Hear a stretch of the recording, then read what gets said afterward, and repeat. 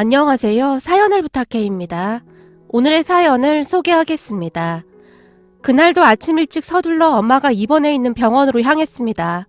병실에는 엄마가 누워 계셨고 아빠가 그 곁을 지키고 계셨어요. 그런데 병실에 들어서던 저를 보며 병실 안에 한 할머니가 놀란 표정으로 수근거리기 시작했어요. 아니, 저 집은 도대체 자식이 몇이야? 아침부터 자식들이 불이 나게 쫓아오는구만. 안녕하세요. 오늘 새로 들어오셨나 보네요. 제가 미소 지으며 할머니를 바라봤어요.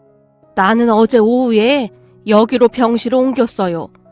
근데 내가 진짜 궁금해서 그러는데 도대체 자식이 몇이나 되는 거요? 할머니께서 엄마 아빠를 번갈아 가며 바라봤어요. 네? 우리 자식이 둘입니다. 아빠가 쑥스러운 듯이 웃었어요. 그게 무슨 소리요? 어제 저녁부터 오늘 아침까지 줄줄이 왔다 가더만. 할머니께서 저를 빤히 바라보셨어요. 아, 3명은 우리 조카들입니다. 근데 키우면서 단 한 번도 조카라고 생각을 해본 적이 없었으니 자식이나 매 한 가지이긴 합니다. 아빠가 쑥스러운 듯이 엄마를 바라봤어요. 그 모습을 보며 병실한 사람들이 한마디씩 하기 시작했습니다. 아유, 어르신 말도 마세요. 저 집 병원에서 아주 유명해요. 자식들이 아침 저녁으로 찾아와서 그렇게 챙길 수가 없어요. 난 살다 저 집 자식들처럼 효자 효녀들은 처음 봤어요. 거기다 3명은 조카라고 하던데 어쩜 그렇게 잘하는지. 처음 입원한 날 다 큰 어른 5명이 눈물 콧물 빼고 있길래 무슨 큰 병에 걸린 줄 알았더니 허리 디스크라고 하지 뭡니까? 그러게 말입니다. 자식들이 유난도 그런 유난이 없어요. 아침 저녁으로 찾아와서 난리도 아닙니다. 근데 난 진짜 부럽네요. 우리 자식들은 코빼기도 안 비치는데 부모한테 어쩌면 저리도 잘할 수가 있을까요?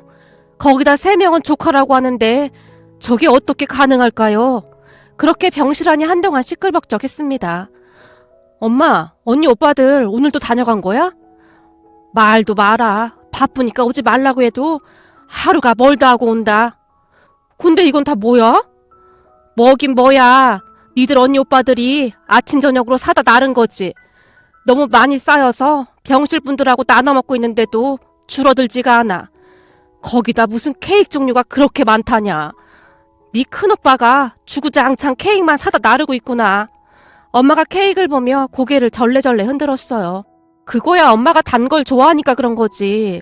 거기다 그때 그 시절 우리가 케이크 먹고 싶다고 해서 엄마가 돼지저금통 싹 다 털어서 케이크 사줬었잖아. 아마도 그때 생각이 나서 그럴 거야. 그때 그 시절 우린 케이크 하나도 먹지 못할 만큼 힘들었으니까. 가만히 케이크를 바라보던 제 눈시울이 붉어졌습니다. 그때 그 시절 우린 참 힘들게 살았으니까요. 그때를 되돌아보면 참 아름답기도 했지만 한편으로는 그렇게 짠할 수가 없었어요. 부모님의 말씀에 따르면 두 분이 결혼한 뒤 아빠가 막노동을 해서 벌어온 돈으로 하루하루 힘겹게 사셨다고 했습니다. 그때 당시에는 다들 힘들게 사셨다고 했으니까요. 그렇게 힘겹게 살던 어느 날 이모에게 연락이 왔었다는데요. 네 형부 말로는 여기 일자리가 있다고 하니까 이참에 여기로 이사와. 언제까지 그렇게 살 수는 없는 거잖아. 이모부가 공장에 다니셨는데 제법 괜찮은 곳이었기에 부모님이 급히 이모네 동네로 이사를 갔다고 합니다. 그 뒤 부모님은 그곳에 터를 잡고 사셨고요.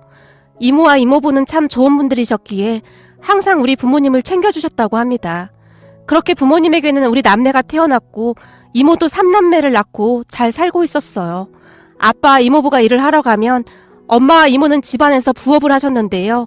그때 당시 수출용 가방을 만드는 공장에서 재료를 받아다 집에서 술을 떴는데 코바늘에 긴 실을 꿰서 꽃무늬가 그려진 네모난 판에 알록달록한 구슬로 밤새도록 술을 떴습니다. 그러한 것들을 하시며 조금이라도 살림에 보탬이 되고자 노력하셨어요. 비록 풍족하진 않았지만 나름 행복한 시간들이었습니다. 하지만 그 행복이 오래가지 않았는데요. 어느 날 집에서 멀쩡히 주무시던 이모부가 심장마비로 갑자기 세상을 떠나셨거든요. 아주 오래전의 일이긴 했지만 저는 그때의 기억이 평생토록 잊혀지지가 않습니다. 우리 집과 이모네 집은 위아래였기에 사촌오빠가 눈물 범벅이 된 채 우리 집으로 뛰어 올라왔거든요. 이모부 빨리! 아빠가! 사촌오빠는 그 말만을 할 뿐 더 이상 말을 하지도 못했어요. 무슨 일이야? 왜 그래? 엄마 아빠가 놀란 채 사촌오빠와 함께 뛰쳐나갔고 오빠와 저도 그런 부모님의 뒤를 따라갔습니다. 형님, 눈 좀 떠봐요. 형님! 형부, 정신 좀 차려봐요. 아이고, 병철이 아버지, 정신 좀 차려봐요. 부모님과 이모가 목이 터져라 외쳐대고 있었어요. 그리고 아빠가 이모부를 급히 들쳐업고 뛰기 시작했습니다. 그 뒤를 엄마와 이모가 뛰어가고 있었고요. 그렇게 시간이 얼마나 지났을까요? 엄마가 집으로 돌아오셨는데 엄마의 얼굴에는 핏기가 하나도 없어 보였습니다. 이모, 우리 아빠는 사촌오빠가 엄마의 옷자락을 자꾸 늘어졌어요. 그런 사촌오빠와 언니들을 가만히 바라보던 엄마가 셋을 가만히 끌어안고는 오열을 했습니다. 니들은 아무 걱정도 하지 마. 엄마도 있고 이모랑 이모부가 있는데 뭔 걱정이야. 넋이 나갈 대로 나간 엄마가 그 말만을 되풀이하고 있었어요. 이모부는 그렇게 하루아침에 우리 곁을 떠나가셨습니다. 그 뒤에 우리의 생활은 더욱 힘들어질 수밖에 없었습니다. 아빠가 벌어온 돈으로 이모네 가족까지 먹고 살아야 했거든요. 하지만 아빠의 월급이 많지도 않았던지라 생활은 계속 좋지가 못했습니다. 한 번은 일을 하던 아빠까지 다치시는 바람에 한두 달 일을 못하게 된 적이 있었어요. 그 바람에 집안에 쌀까지 떨어지는 일이 생겼습니다. 엄마랑 이모가 부업으로 구슬깨기를 하긴 했지만 아빠가 다치시는 바람에 병원비도 꽤 많이 나갔었거든요. 일을 어쩌면 좋아 그래. 쌀이 똑 떨어졌네. 괜히 우리 때문에 제부랑 너까지 고생이 많다. 내가 죄인이다, 죄인이야. 이모가 눈물을 뚝뚝 흘리셨습니다. 언니, 그런 말이 어딨어. 내가 어떻게 해볼 테니까 그런 소리 하지 말고 정신 바짝 차려. 내가 오빠한테 연락 한번 해볼 테니까. 엄마가 이모를 다독였어요. 하지만 외삼촌도 사는 게 녹록지 않았던 모양으로 큰 도움이 되진 못했습니다. 어떡하지? 오빠도 지금 많이 힘들어서 못 도와줄 것 같다고 하네. 그래도 조금이라도 도와준다고 하니까 그걸로 한번 버텨보자고. 그렇게 우리는 하루하루 버텨내고 있었어요. 그러던 어느 날 사촌오빠가 큰 결심을 한 듯 말을 했습니다. 엄마, 고모한테 한 번만 도와달라고 하면 안 돼? 고모 돈도 많잖아. 이번 한 번만 빌려달라고 하고 나중에 갚으면 되잖아. 니들 고모 얘기는 꺼내지도 마. 니들 아버지 그렇게 됐을 때 부의금도 챙겨간 사람인데 말 다 한 거지. 그리고 내가 얼마 전에 찾아갔었는데 그냥 내쫓아버리더라. 난 그렇다 쳐도 조카들 안쓰러워서 어떻게 그런 짓을 할 수가 있어 그래? 이모가 온몸을 부르르 떨며 목소리를 높이셨어요. 사실 그 동네가 이모부 고향이었기에 근처에 이모부의 여동생이 살고 있었거든요. 하지만 이모부의 여동생은 악독하게 그지없는 그런 사람이었어요. 생김새만 봐도 심술이 덕지덕지 붙어있는 그런 얼굴이었으니까요. 어느 날은 사촌오빠가 이모 몰래 그 고모를 만나러 갔던 모양입니다. 고모, 쌀이라도 조금만 꺼주시면 안 돼요?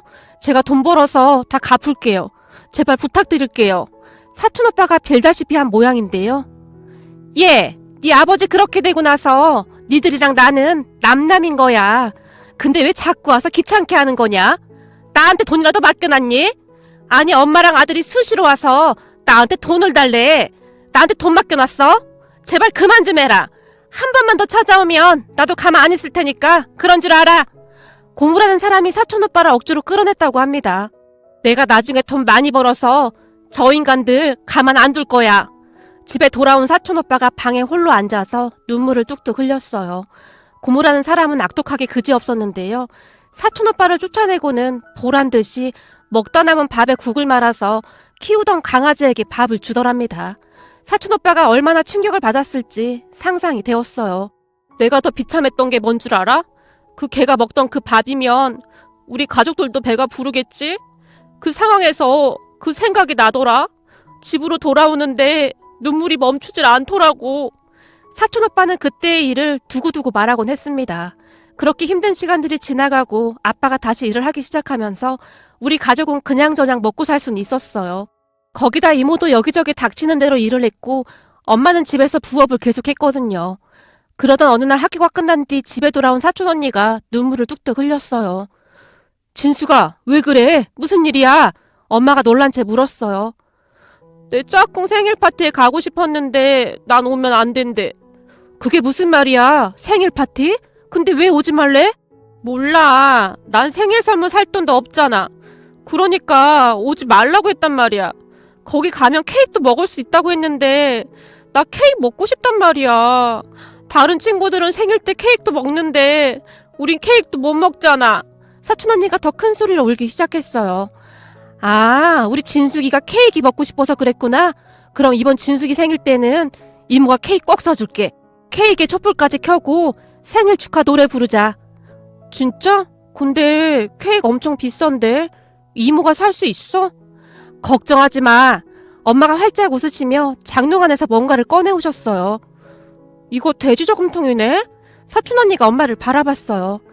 그래, 이모가 잔돈이란 잔돈은 다 모아둔 거야. 이 돼지 잡으면 케이크 정도는 살 수 있을 거야. 그리고 진숙이 생일 몇 달 더 남았으니까 이모가 이 돼지 저금통에 부지런히 저금해서 케이크 꼭 사줄게. 자, 약속. 엄마와 사촌 언니가 손가락을 걸고 약속했어요. 그런데 그 모습을 지켜보던 사촌 오빠가 짜증 섞인 목소리로 소리쳤습니다. 네가 애도 아니고 지금 그까지 케이크 중요해? 그 케이크 살 돈이면 시장에서 이것저것 사서 다들 배부르게 먹을 수 있는데 너 정신 똑바로 안 차려? 병철아, 괜찮아. 이모도 그 케이크 먹고 싶어서 그래. 요즘 이모부 월급도 올랐고 엄마랑 이모도 열심히 돈 벌고 있잖아. 그러니까 우리도 케이크 한번 먹어보자. 우리 진숙이 덕분에 이모도 케이크 먹어보네. 엄마가 사촌 오빠를 달랬어요.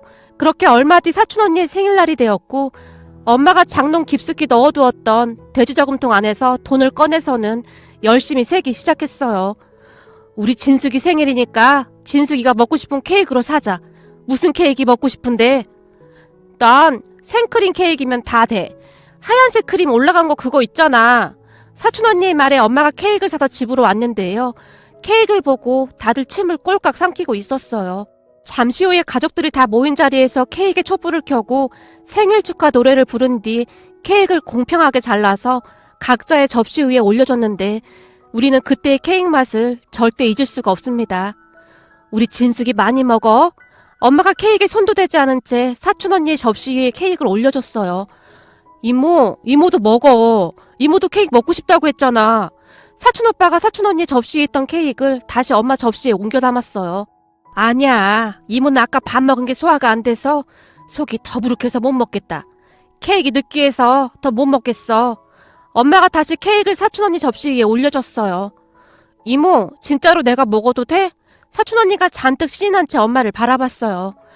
그럼 우리 진숙이 생일인데 많이 먹어. 엄마가 한없이 해맑게 웃고 있었지만 사촌 오빠의 표정은 좋지 않았는데요. 아마도 사촌 오빠는 그때부터 케이크에 무슨 한이 맺힌 듯 해 보였어요.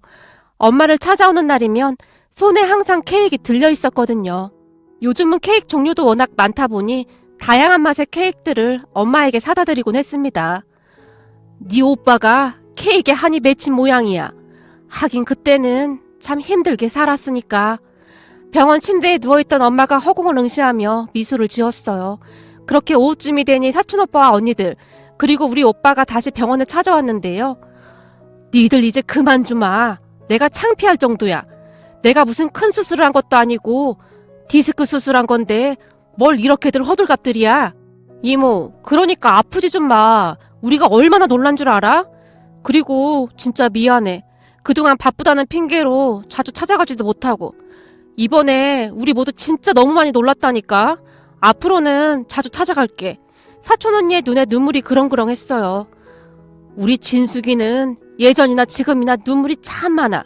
그렇게 눈물이 많아서 학생들은 어찌 가르치는 거야? 엄마가 사촌 언니를 나무랐어요. 그러게, 그렇지 않아도 학교에서 내 별명이 울보야, 울보. 그러니까 이모 앞으로 절대 아프지 좀 마.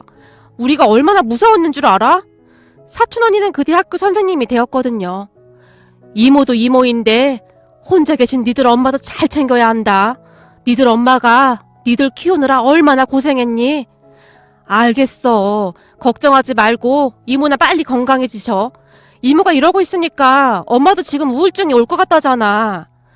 그렇긴 하겠네. 우리 언니는 나 없으면 절대 못 사는데. 그렇게 우리는 도란도란 이야기꽃을 피웠는데요. 이모, 난 요즘도 잊혀지지가 않는 게 있잖아. 사촌 오빠가 엄마를 바라봤어요. 뭔데? 케이크 말고 또 있어?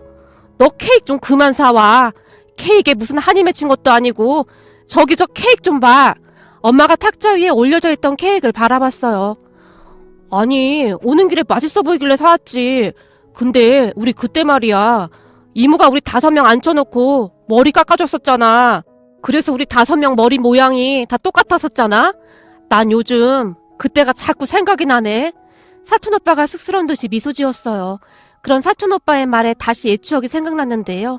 머리카락 깎는 돈조차 아까웠던 그 시절에 엄마가 우리 5명의 머리카락을 깎아주곤 했으니까요.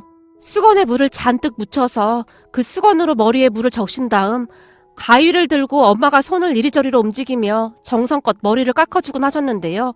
차가운 수건이 머리에 닿던 순간 아, 차가워! 차가워, 이모!